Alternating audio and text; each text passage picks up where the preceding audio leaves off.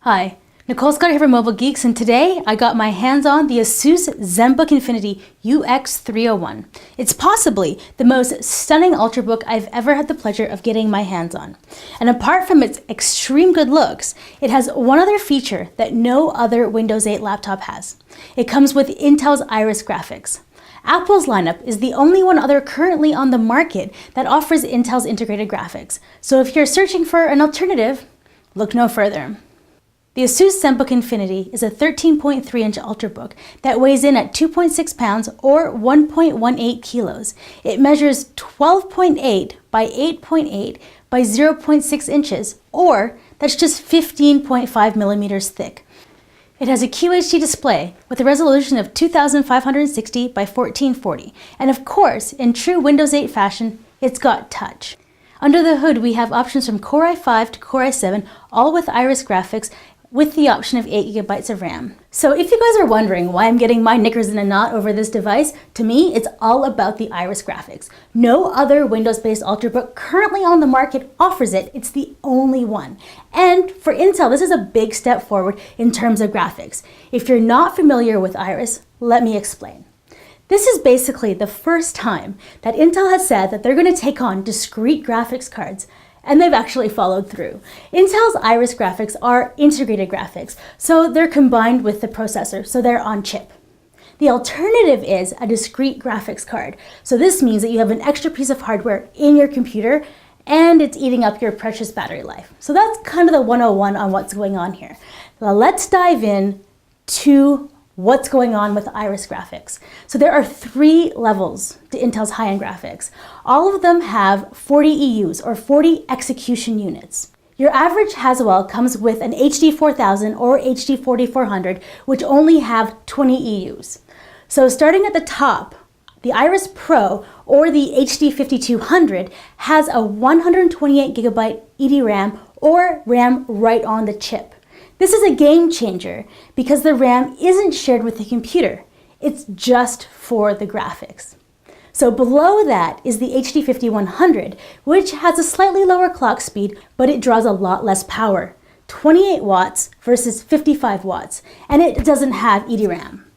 Below that is the HD 5000, which doesn't have the Iris name. The only difference is that it has a lower clock speed because it draws only 15 watts of power versus 28 watts. So it still has the 40 execution units and it still packs the graphics punch, but it doesn't have the same power draw.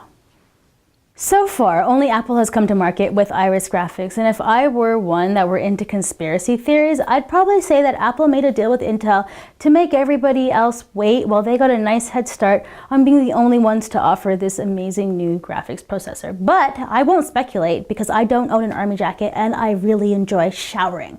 I'll leave the speculation to you guys as to why everyone else on a Windows-based PC had to wait to get this awesome graphics core.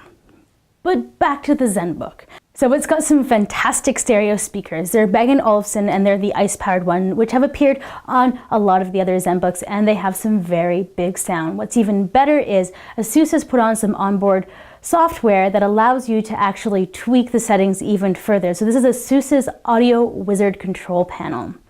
ASUS has also added the Nuance Powered Dragon Assistant to the UX301, which allows users to interact with the notebook via voice commands. ASUS has maintained the very high standard of the Zenbook Island-style keyboard. It's spacious, and it has good deep feedback that's nice and springy. The one thing that I do have to complain about the Zenbook lineup, actually all of them, not just this one, is that if you are lazy with typing and rest your wrists, you're gonna get some painful marks. On the upside, it forces you to keep your wrists nice and high so that you won't get carpal tunnel. So take it as you will, good or bad.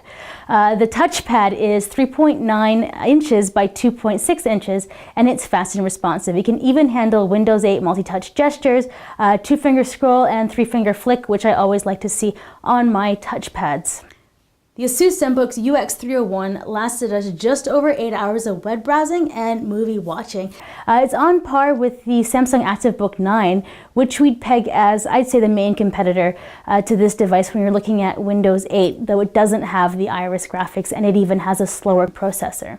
So looking at the main competitor, it's actually the MacBook Pro, and it comes in at a runtime of 9.5 hours, but it's a bigger device and it has a bigger battery and it's thicker. So I'd argue if you're looking for something for portability, this is actually much better. So when it comes to gaming is one of the big focuses of this device because it has the integrated Iris graphics. So looking at World of Warcraft, which is always a nice benchmark, the Zenbook delivers 64 frames per second at 1366 by 768 on low settings. However, when you put it on auto detect and it ran at the native resolution of 2560 by 1440, that dropped to 27 frames per second. To give you a comparison to the MacBook Pro on the same settings, native resolution of 2560 by 1600, it ran at 20 frames per second. We weren't actually able to benchmark ours because it was a pre-production sample, but the guys at Laptop Mag actually beat us to a review, and so they put their unit through the paces. So we decided to tell you some of their numbers just to give you an idea. The UX301 scored 6,862 on Geekbench 3, which according to their database is way higher than the ultra-portable average of 4,445. The only downfall that I can really come up with is that it's expensive. To me, part of the extra price tag is that you're paying for the stunning design. I mean, it has the Gorilla Glass lid, even though that was a little bit of a fingerprint magnet, so you kind of had to polish it, but actually I didn't mind. It's so pretty. I almost like polishing it. Maybe it's like a car where you don't mind cleaning your car. Maybe it's the same thing here, but I actually didn't mind as much as I've minded on other ones. At least it's not those like ugly glossy lids, you know, like the one yeah, from like a year ago. I'm glad they stopped making those. So would I pay this much for a device? Well, I have in the past and I would again. I will pay for good performance and I will pay for good looks. I carry my computer around to a lot of different conferences and I have to carry it around on my shoulders or on my back. So I do pay for the extra lightweight, and I like having a computer that is a little bit rare, right? Something that somebody looks at and goes, ooh, what's that, right? Not yet another MacBook, right? I don't know. I think that's a bit boring. So it's a little more expensive, but I think it's kind of worth the extra cost. So I'm Nicole Scott for Mobile Geeks, and that was a detailed look at the ASUS Zenbook Infinity. If you haven't already, please subscribe to our channel over here. And while you're at it, please like this video.